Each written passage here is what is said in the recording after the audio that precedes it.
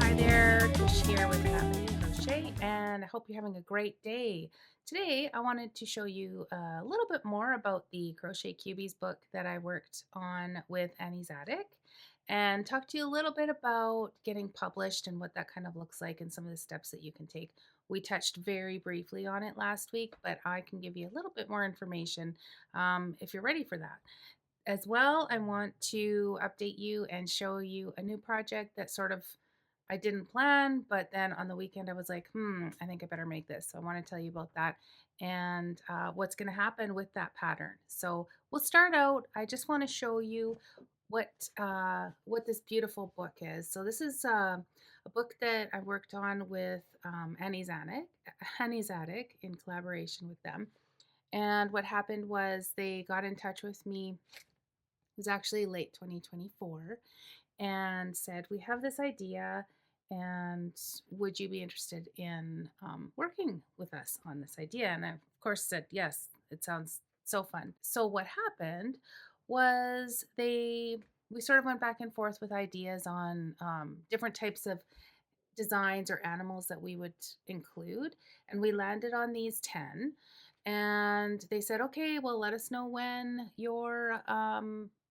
your designs are ready." So they give me so much freedom, and it's just absolutely wonderful. But that's come with quite a few years of working together. So that didn't happen right away. That's something that we built up. But, anyways, I spent the first, I would say, like probably December and then January and February, I think it was due in February. So I spent that first little while of 2025 finishing the designs and submitted them to the editor, and she was super happy with them.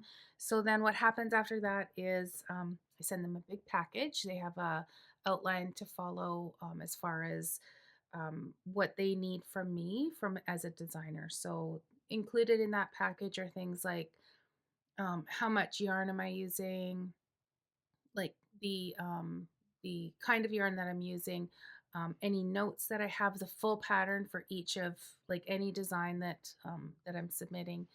Um, just they have like an outline that you have to follow, and I think most companies do that. I have worked with a few other um, crochet design publications, and they have their own way of doing it. So it's easy. You just have to read it and adhere to it. So that's what I did, and then I sent the physical pieces in to Idaho, I think, is where they go. And so the states, and so there is some cost involved in doing these sorts of projects. So um, buying the yarn and then the shipping, but the pay is not bad. Now, let's talk about the pay. So, um, I think that there are different ways that companies pay you. My preference, of course, is in pay me by check or PayPal or whatever. Money is what I want. And, but I have worked with other publications where I've traded my designs for yarn. So it's a great way to, to get started and to have experience with different publishers and get your feet wet, get your name out there. So I've been doing it for so long, and I actually want to have money as my compensation. But there's nothing wrong at all with accepting um, yarn if it's really a lovely, beautiful yarn that you love to work with, and it's fun. And if you're not looking to make a lot of money, then you don't need to insist that you're paid in money. Trading is a great thing to do as well. So, anyways, then what happened is they go away with the physical pieces and with my designs, and they work with a team of technical writers. And so sometimes a technical writer will get in touch with me if my instructions aren't clear, and they'll just ask for clarification. They're always super nice and professional. And then after a while, you get to see the finished product. And I've got tons of magazines with my designs in them. Annie's will always send me copies, so sometimes I'll have giveaways for my readers or for my followers, so that's fun to do. It is a little bit difficult right now because Canadians are not really able to ship over to the US at the moment. So, and I know a lot of you are in the US. So we haven't had any giveaways for a little while, which is kind of sad, but hopefully we can bring that up and bring that back ASAP.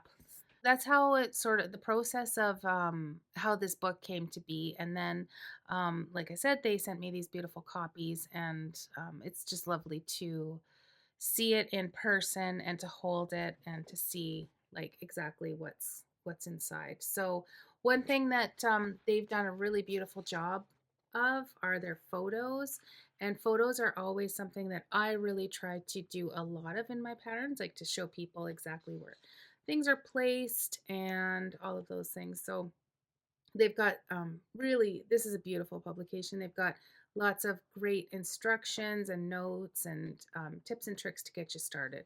So you can get this on their website, and you can either get it as a digital download or in physical form. So your choice. It's such a good price, it's not even funny. um, US is $12.99 and Canada is $15.99. Like, it's just such a good price. It's a great deal. um, and it was super awesome to work with them on this. So I wanted to talk about a little bit about that, and then about getting published as well. So last week we talked very, very briefly about getting published. I hope I've given you a little bit more information. We talked about you reaching out to publishers that you align with. So if there's like a website or a magazine that you like to read that has patterns that you like, they're the first thing to do is usually on their website there will be at the very bottom there will be like work with us or pattern submission information. There'll be like something at the bottom of the website for you to go to.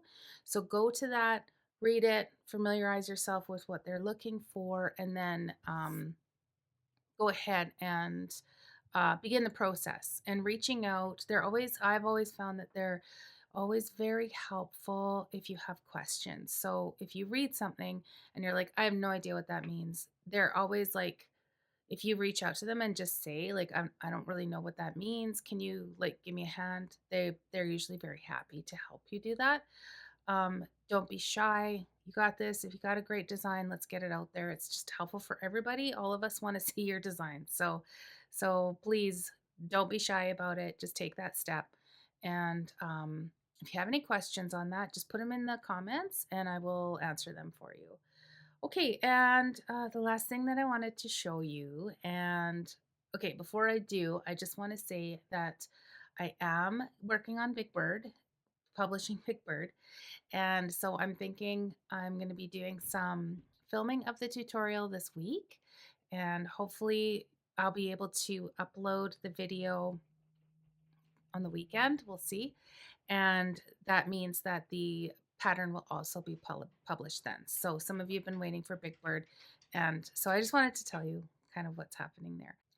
The next thing I wanted to share with you is something that came up on the weekend. I'll just give you a little bit of a backstory. So on November 1st, our very old lady cat passed away, and she had been sick for quite a while. So we knew it was coming, but it's still super sad, especially for my kids because they were very little when we got her, and Pippin kind of was, part of growing up for them. Pippin Cat Crochet is where I started. That was the name that I started with back in, I think, 2010. So, and at that time, I used to make these really cute Pippin cats. And so I thought I probably need to make some more Pippin cats for the kids' stockings. So they're in their 20s, but love, they still love my crochet things for them. So just a little public service announcement there that you're never too old for your mom's crochet. So let me show you what we did here. So the original design was a piece about this big. At the time I was using worsted weight yarn, and it likely would have been a size 4 or 5 hook.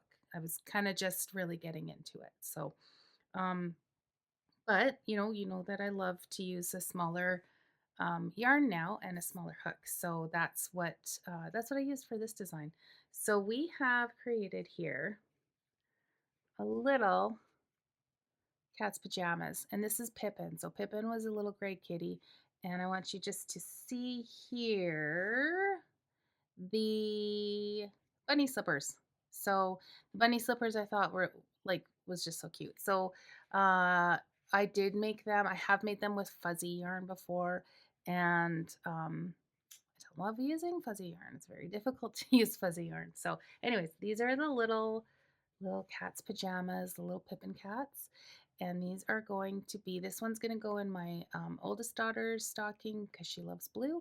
And I'm going to do another one in greens for my youngest daughter. So I think they're going to love these. And what we're going to do with this pattern is I'm going to film a full tutorial that is free to everyone, not just the members. So everybody can make a little cat's pajamas Pippin. And we'll also put the written pattern in the blog, just the basics in the blog, and then with an option to purchase the full PDF with all the photos and all the notes and all of those things. And we're going to put that into the giving collection on the website. Just a reminder that the giving collection is where 100% of the proceeds are going to go towards a charity of my choice. At the moment, I'm collecting funds for the Lethbridge Food Bank. And in the second quarter of 2026, I will be choosing another charity. So that's the news. And really, that's the news for today. So I hope you have a wonderful day. Have your favorite cup of tea or a cup of joe, whatever it is that makes you happy. And we will see you Wednesday. Have a great rest of the day. Bye bye.